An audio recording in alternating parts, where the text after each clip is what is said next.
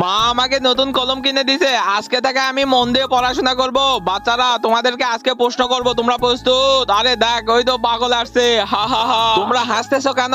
তোমরা চুপ করো। আরে বেটা তুমি আসো।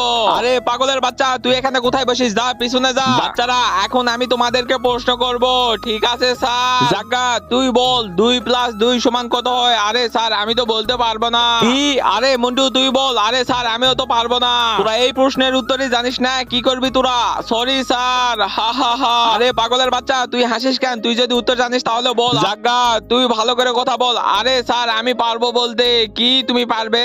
হ্যাঁ স্যার আমি পারবো। ঠিক আছে বলো। বন্ধুরা তারপর কি হয় সেটি দেখার আগে এই ছবিটির মধ্যে আপনি কোনটাকে বেছে নেবেন? সামান্য কিছু টাকা নাকি মা?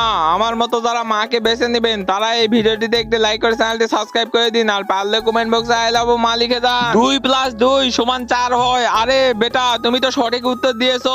আর তোমাদের তিনজনের তো শরম করা উচিত। তোমরা একে সবসময় পাগল বলে অপমান করো। এই চিকুই তোমাদের থেকে বেশি বুদ্ধিমান।